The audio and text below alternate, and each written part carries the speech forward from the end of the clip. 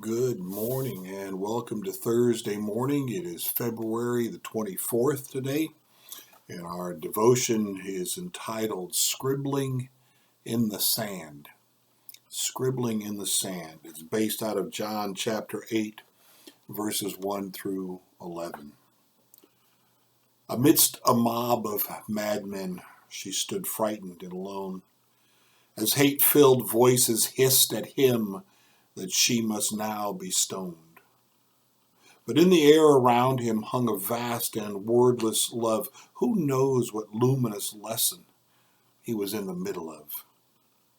At first he faced the fury of their self-righteous scorn, but when he stooped and at once became the calm eye of the storm, it was his wordless answer to their dark and cruel demand, a lifetime in a moment as he scribbled in the sand. It was silence, it was music, it was art, it was absurd. He stooped and shouted volumes without saying one single word. The same finger of the strong hand that had written 10 commands, for now was simply scribbling in the sand. Within the space of space and time, he'd scribbled in the sand. They came to hear and see as much as they could understand. Now, bound by cords of kindness, they couldn't cast a single stone. And Jesus and the woman found that they were all alone.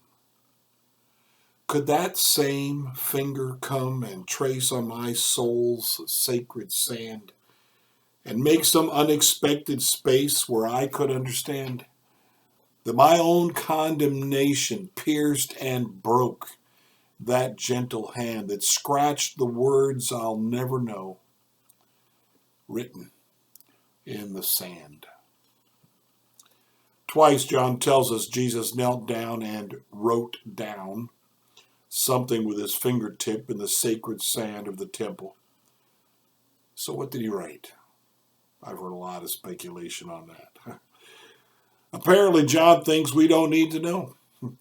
We have to learn to trust that, given the perfection of the Word of God. John gives us all we need to know. It is an unanswerable question. Not only is it unanswerable, it is the wrong question. This does not mean that it is still not a good question. There is a good chance that John assumes his readers know about Jeremiah chapter 17 and verse 13. All who abandon you will be put to shame. All who turn away from me will be written in the dirt, for they have abandoned the Lord, the fountain of living water. It is a fairly safe assumption that John's readers know this verse. It is a far less safe assumption to think that we, his contemporary readers, know it. But that is not the point. What is absolutely rock solid certain is that the religious leaders who have dragged the woman before Jesus as a trap unquestionably know this verse. That is the point. Not what Jesus wrote, but that he wrote. It was what the scholars referred to as prophetic activity, an act outside the norm of behavior that calls attention to itself. It prepares the unlistening crowd to hear Jesus' final words. Let anyone who is without sin cast the first stone. They are prophetic words as well, uttered by the one who had just reenacted a passage from Jeremiah. He did not scribble in the sand.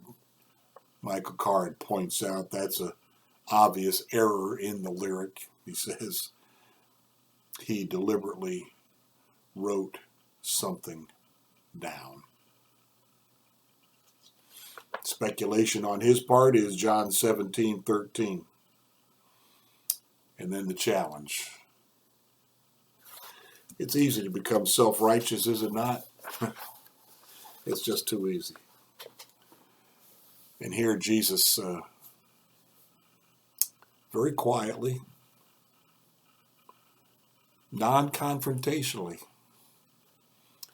possibly scribbles these words from the prophet Jeremiah, writes them down in the sand, and then he looks up. If you're without sin, go ahead. Cast that first stone. I think we're living in a day and age where hypocrisy and judgmentalism are the spirit of the day, and it's easy to get sucked up into it. Whenever we're tempted to do that, let's remember a story like this. With a woman who, yes, had sinned, and yes, deserved to be not just punished according to Jewish law, but to be put to death by stoning. And yet there is the most holy human, God and man in one skin, who ever walked the face of this earth, is not willing to do that. We need to learn from Jesus and make sure our thoughts and our actions are in line with him. Blessings to you today.